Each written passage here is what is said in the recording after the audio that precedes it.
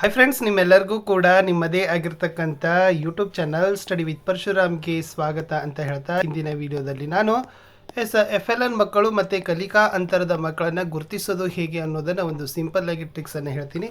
So ಅದು ಕೂಡ ನಿಮಗೂ ಗೊತ್ತಿರ್ಬೋದು. ಬಟ್ ಯಾಕಂದರೆ ಕಲಿಕಾ ಅಂತರದು ಮತ್ತು FLN ಸೊ ಅವೆರಡೂ ಕೂಡ ಏನಪ್ಪ ಅಂದರೆ ಬೇರೆ ಬೇರೆ ಇದ್ದಾವೆ ಮತ್ತು ಕಾಲಮಿತಿನೂ ಕೂಡ ಬೇರೆಯೇ ಇದೆ. ವಿಡಿಯೋನ ಲೈಕ್, ಶೇರ್ ಮತ್ತು ಸಬ್ಸ್ಕ್ರೈಬ್ ಮಾಡೋದನ್ನು ಮಾತ್ರ ಮರೆಯದಿರಿ ಅಂತ ಹೇಳ್ತಾ ಸೇತುಬಂಧಕ್ಕೆ ಸಂಬಂಧಪಟ್ಟಂತೆ ಮತ್ತು ಪಾಠದ ಎಲ್ಲ ನೋಟ್ಸ್ಗಳು, ಪ್ರಶ್ನೋತ್ತರಗಳು ನಮ್ಮ ವಿಡಿಯೋ ಯೂಟ್ಯೂಬ್ ಚಾನಲ್ದಲ್ಲಿ ಹಾಗೆ ಅಪ್ಲೋಡ್ ಮಾಡ್ತಾನೇ ಇದ್ದೀವಿ. ತಾವೆಲ್ಲರೂ ನೋಡಿ ಅಂತ ಹೇಳ್ತಾ ಇದು 4th ಕನ್ನಡ ಸಬ್ಜೆಕ್ಟ್ಗೆ ಬರ್ತೀನಿ. ಸೊ ಫಸ್ಟ್ ಮಾಡ್ತಕ್ಕಂಥ ಕೆಲಸ ಏನಂತಂದರೆ ಒಂದು ನಮೂನೆಯನ್ನು ಸಿದ್ಧಪಡಿಸ್ಕೊಳ್ಬೇಕು. ಆ ಒಂದು ನಮೂನೆ ಹೇಗಿರಬೇಕು ಅಂತಂದರೆ ಅದರಲ್ಲಿ ಪ್ರಶ್ನೆಗಳ ಸಂಖ್ಯೆಗಳನ್ನು ಬೇಕಾದರೆ ತಾವುಗಳು ಸೇರಿಸ್ಕೊಳ್ಳಿ. ಓಕೆನಾ. ಸೊ ಇವಾಗ ಸಿಂಪಲ್ ಆಗಿರ್ತಕ್ಕಂಥದ್ದು ಇಲ್ಲಿ ತೊಗೊಳ್ತೀನಿ. ಬಿಕಾಸ್ 4th ಕನ್ನಡ ಇದೆ, 4ನೇ ತರಗತಿ Kannada. Okay. So total learning outcome ಬಂದುಬಿಟ್ಟು ಎಷ್ಟಿದ್ದಾವೆ? 9 ಇದ್ದಾವೆ. 8ಕ್ಕೆ 2 ಇದ್ದಾವೆ. ಓಕೆನಾ. ಟೋಟಲ್ ಕಲಿಕಾ ಫಲಗಳು ಬಂದುಬಿಟ್ಟು 8. ಇಲ್ಲಿ ಈ ಕಡೆ ಏನು ಬರೀಬೇಕು? ಕಲಿಕಾ ಫಲಗಳ ಸಂಖ್ಯೆ. ಓಕೆ.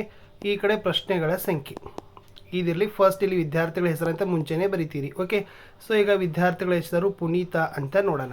ಓಕೆ. ಸೊ ಇಲ್ಲಿ ಕಲಿಕಾ ಫಲ 1 2 3 4 5 6 7 8 9. ಓಕೆ. ಇದು ಕಲಿಕಾ ಪ್ರಶ್ನೆಗಳ ಸಂಖ್ಯೆ 1 ಅಂದರೆ ಇದು ಒಂದು ಪ್ರಶ್ನೆ, 2 3 4 5 6 7 8 9 10. ಇಲ್ಲಿ ನಾನು ಪ್ರಶ್ನೆಗಳ ಸಂಖ್ಯೆನೇ ಬರೆದಿದ್ದೀನಿ, ನೆನಪಿಟ್ಕೊಡ್ರಿ. ಓಕೆನಾ. ಆವಾಗ ಪುನೀತ ಏನು ಮಾಡ್ತಾನೆ? 1ನೇ ಕಲಿಕಾ ಫಲದಲ್ಲಿ 1ನೇದಕ್ಕೆ ಎಷ್ಟು ತಗೋತಾನೆ? A ಗ್ರೇಡ್ ಹಾಕ್ತೀರಿ. 2ನೇದು A grade, A grade, A grade. ಇದು B ಗ್ರೇಡ್, ಇದು A ಗ್ರೇಡ್, A ಗ್ರೇಡ್, ಆಮೇಲೆ B ಗ್ರೇಡ್, A ಗ್ರೇಡ್. ಇಲ್ಲಿ 9ರ ಮುಂದೆ 2 ಕಾಲಮ್ ಹಾಕೋಬೇಕು. ಒಂದು FLN, ಇನ್ನೊಂದು ಕಲಿಕಾ ಅಂತರ ಅಥವಾ ಪರಿಹಾರ ಬೋಧನೆ ಮಗು ಅಂತ ಹಾಕೋಬೇಕು. ಓಕೆನಾ. ಸೊ ಟೋಟಲಿ ಪುನೀತ ತೊಗೊಂಡಿರ್ತಕ್ಕಂಥ ಗ್ರೇಡ್ಗಳು ಎಷ್ಟಿದ್ದಾವೆ? B 1 ಇದೆ, 2 ಇದೆ. ನೆನಪಿಟ್ಕೊಡ್ರಿ, ಫಸ್ಟ್ 4 ಮಾತ್ರ ಬರ್ತಕ್ಕಂಥದ್ದು ಏನಿದೆ ಅಂದರೆ FLNಗೆ ಸಂಬಂಧಪಟ್ಟಂತೆ. ಹಾಗಾದರೂ FLNಲ್ಲಿದ್ದಾನೆ? ಇಲ್ಲ. 4 ಗ್ರೇಡ್ಗಳನ್ನೇ A ತೊಗೊಂಡಿದ್ದಾನೆ. ಹಾಗಾದರೆ ಇದು FLN ಇಲ್ಲ. ಈತ ಏನು ಬರ್ತಾನೆ? ಕಲಿಕಾ ಅಂತರದಲ್ಲಿ ಬರ್ತಾನೆ. ಸೊ ಕಲಿಕಾ ಅಂತರದ ಮಗು ಅಂತ ನಾವೇನು ಮಾಡ್ತೀವಿ? ರೈಟ್ ಹಾಕ್ತೀವಿ. ಇದು ಪುನೀತಂದಾಯಿತು. ಇನ್ನು ನೆಕ್ಸ್ಟ್ ಏನು ಮಾಡೋಣ ಅಂತಂದ್ರೆ ಭಾಗ್ಯಮ್ಮ ಅಂತಕ್ಕಂಥ ಒಂದು ಮಗುವಿನ ಹೆಸರನ್ನು ತಗೊಳ್ಳೋಣ. ಸೊ ಆಕೆ ಗ್ರೇಡ್ಗಳು 1 A 2 B ಕಲಿಕಾಫಲ, 3 ಕಲಿಕಾಫಲ A 4 ಕಲಿಕಾಫಲ B, ಆಮೇಲೆ 5 A 6 B 7 A 8 B 9 A.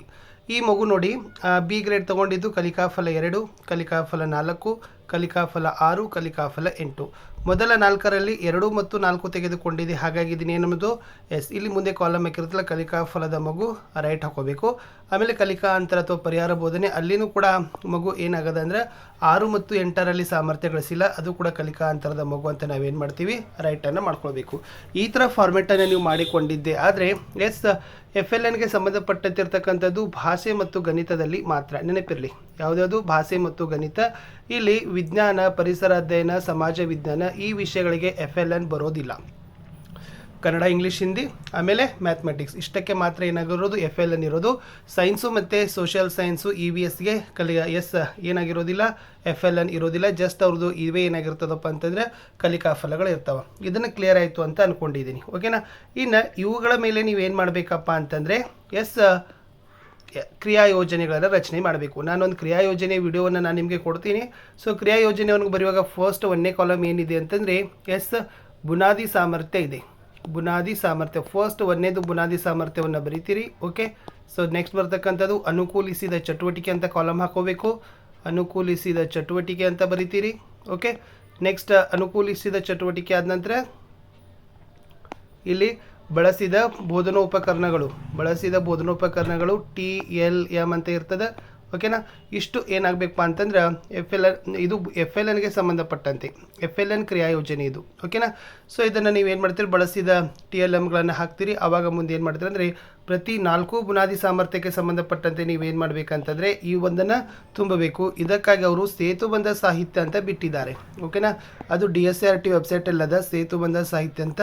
ಅಲ್ಲಿರ್ತಕ್ಕಂಥ ಎಲ್ಲ ಕಲಿಕಾ ಫಲಗಳಿಗೆ ಏನೆಲ್ಲ ಚಟುವಟಿಕೆಗಳನ್ನು ಹಾಕಬೇಕು, ಏನೆಲ್ಲ ಬಳಸಿದ ಸಾಮಗ್ರಿಗಳನ್ನು ಬಳಸಬೇಕು ಅನ್ನೋದನ್ನು ಕೊಟ್ಟಿದ್ದಾರೆ. ಅದನ್ನು ಮಾಡಿ ನೀವೇನು ಮಾಡಬೇಕು? 2 ಕ್ರಿಯಾ ಯೋಜನೆ ರೆಡಿ ಮಾಡಬೇಕು. ಒಂದು FLNಗೆ ಸಂಬಂಧಪಟ್ಟಂತೆ ಕ್ರಿಯಾ ಯೋಜನೆ ಆಗಬೇಕು. 2ನೇದು ಪರಿಹಾರ ಬೋಧನೆ ಅಂದರೆ ಕಲಿಕಾ ಅಂತರದ ಮಕ್ಕಳ ಕ್ರಿಯಾ ಯೋಜನೆ ಆಗಬೇಕು. ಓಕೆ, ಕಲಿಕಾ ಅಂತರ ಇಟ್ ಮೀನ್ಸ್ ಪರಿಹಾರ ಬೋಧನೆ. ಅವರು ಹೆಚ್ಚು ಕಲಿಕಾ ಅಂತರನೇ ಒತ್ತು ಕೊಟ್ಟಿರೋದ್ರೆ ನಾನು ಕಲಿಕಾ ಅಂತರ ಅಂತ ಹೇಳ್ತಾ ಇದ್ದೀನಿ. ಸೊ ಇದನ್ನು ನೀವು ಪರಿಹಾರ ಬೋಧನೆ ಮಕ್ಕಳು ಅಂತ ನೀವೇನು ಮಾಡ್ಬೋದು, ಪರಿಹಾರ ಬೋಧನೆಯ ಕ್ರಿಯಾಯೋಜನೆ. ಇವು 4 FLN ಅಂದು ಏನು ಬರ್ತಾವ, 1 2 3 4 FLN ಕ್ರಿಯಾಯೋಜನೆಯಲ್ಲಿ ಬರ್ತಾವ. 5 6 7 8 9 ಈ ಕಲಿಕಾ ಫಲಗಳೇನು ಬರ್ತಾವ, ಪರಿಹಾರ ಬೋಧನೆ ಕ್ರಿಯಾಯೋಜನೆಗೆ ಬರ್ತಾವ. ಅಲ್ಲಿ ಈ ಪರಿಹಾರ ಬೋಧನೆ ಕ್ರಿಯಾಯೋಜನೆಯಲ್ಲಿ ಕಾಲಮಿತಿ 1 ಕಾಲಮಿತಿ 2 ಅಂತ 2 ಕಾಲಮ್ಗಳನ್ನು ಹಾಕೋಬೇಕು. ಕಾಲಮಿತಿ 1 ಸೆಪ್ಟೆಂಬರ್ ಇದೆ ಗೊತ್ತಿರಲಿ, ಕಾಲಮಿತಿ 2 ಏನಿದೆ ಡಿಸೆಂಬರ್ ಇದೆ. ಸೊ ಫಸ್ಟ್ ಒಳಗೆ ಅವನು ಸಾಧಿಸ್ತಾನೆ, ಸೆಕೆಂಡ್ ಒಳಗೆ ಸಾಧಿಸ್ತಾನೆ ಅನ್ನೋದನ್ನು ನೀವು ಕನ್ಫರ್ಮ್ ಮಾಡಿ ಏನು ಮಾಡಬೇಕು, ಕ್ರಿಯಾಯೋಜನೆಯನ್ನು ರೆಡಿ ಮಾಡಬೇಕು. ನಾನು ಹೇಳಿದ ಅರ್ಥ ಆಯಿತು ಅಂತ ಅಂದ್ಕೊಂಡಿದ್ದೀನಿ.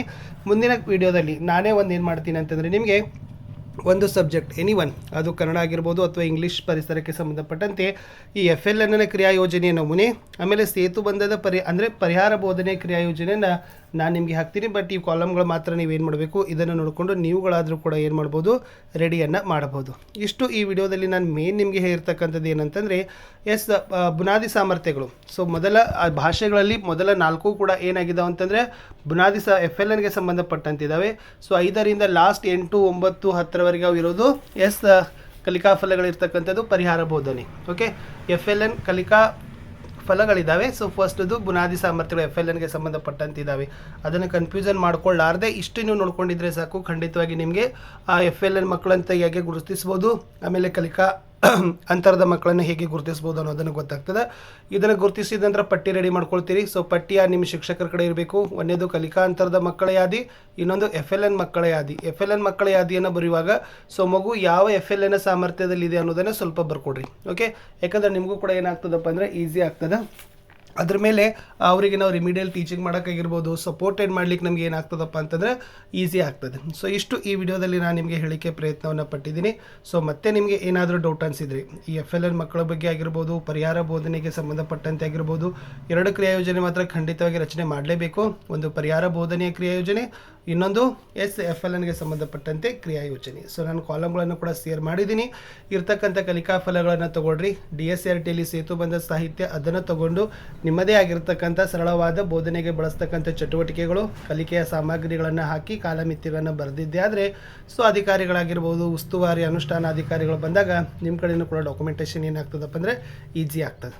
ಒಟ್ಟು ನಿಮ್ಗೆಲ್ಲರಿಗೂ ಕೂಡ FLN ಮಕ್ಕಳು ಮತ್ತು ಕಲಿಕಾ ಅಂತರದ ಮಕ್ಕಳನ್ನು ಗುರುತಿಸ್ತಕ್ಕಂಥನ ಹೇಳಲಿಕ್ಕೆ ನಾನು ಈ ವಿಡಿಯೋವನ್ನು ಮಾಡಿದ್ದೆ. ಸೊ ಇದು ಕೂಡ ಇಂಪಾರ್ಟೆಂಟ್ ಆಯಿತು ಅಂತ ನಿಮಗೆ ಅಂದ್ಕೊಳ್ತೀನಿ. ಸೊ ಇಷ್ಟೆಲ್ಲ ಕೂಡ ಮಾಡಿದರೆ ಸೊ ಖಂಡಿತವಾಗಿ ಮುಂದಿನ ಹಂತದಲ್ಲಿ ಕಲಿಕಾ ಅಂತರದ ಮಕ್ಕಳನ್ನು ಗುರುತಿಸಲಿಕ್ಕೆ ನಾವೇನು ಮಾಡ್ಬೋದು, ಸಿಂಪಲ್ಲಾಗಿ ಫಾರ್ಮೆಟ್ಗಳನ್ನು ಯೂಸ್ ಮಾಡಿ ನೀವು ರೆಡಿಯನ್ನು ಮಾಡ್ಬೋದು. ಸೊ ನಾನು ಸಿಗ್ತೀನಿ ಹೊಸ ವಿಡಿಯೋದಲ್ಲಿ. ಅಂಟಿಲ್ ಟೇಕ್ ಕೇರ್, ಬಾಯ್.